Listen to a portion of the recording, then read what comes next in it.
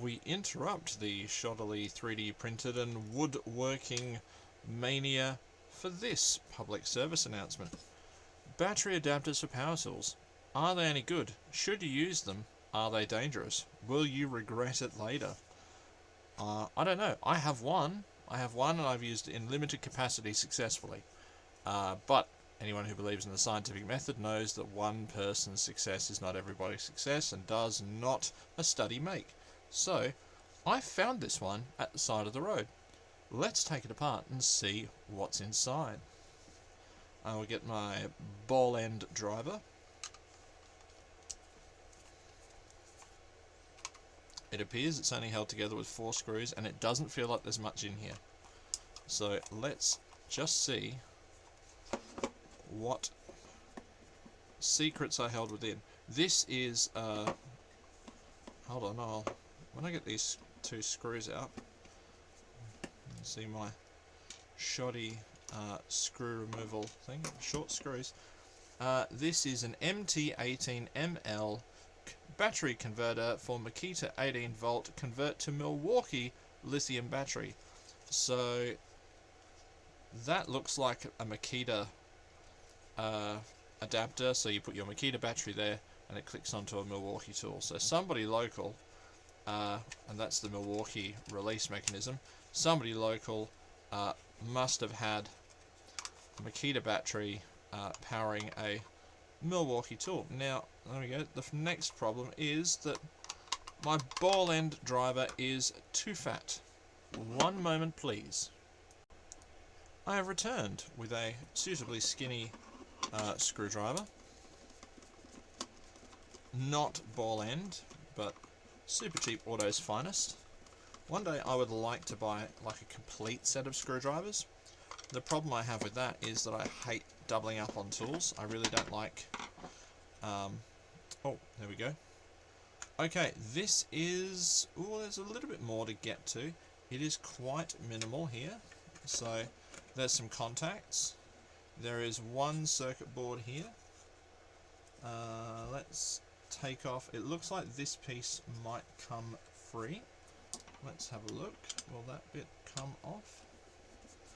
I mean, I'm not going to keep this. It's not mine. I'm going to go in the e-waste.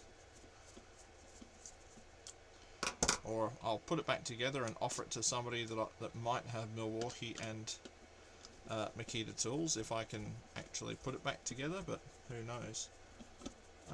I suppose one of the things that people need to consider when they're buying one of these is, if you need to use it for an extended period of time, why not buy the battery?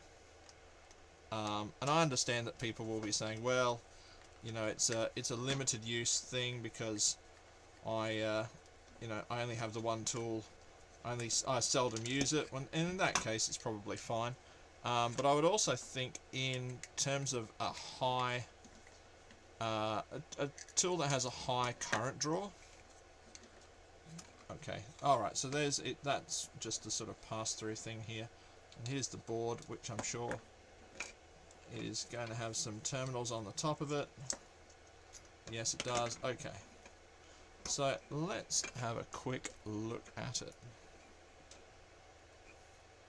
So it has its battery positive and battery negative terminals, plus, minus, and they then go through to these plus minus. So it is basically a straight sort of pass-through type board, and it has got 2 resistors across here. I couldn't tell you what resistance they are, but hold on. We can maybe check. Oh, things are falling down. Let's double check. And we're back. Now, I've done a little bit of poking, and here we go. We've got... so that's about a 10k resistor. So there's 2 of those.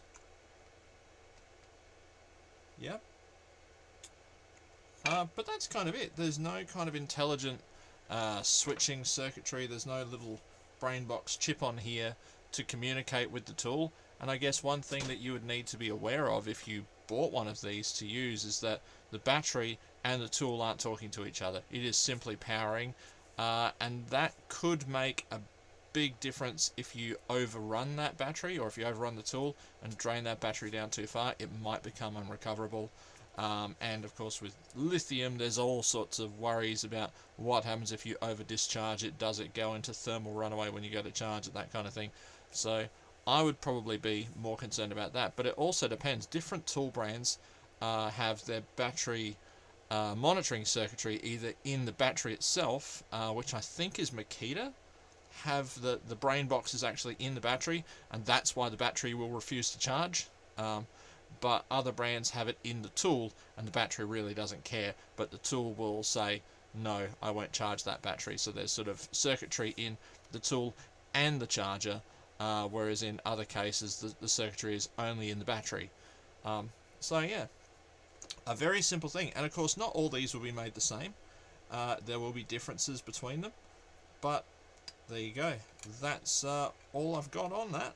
If you really, really want one, I suppose you know where to go to get one. And there you go. Battery gender benders.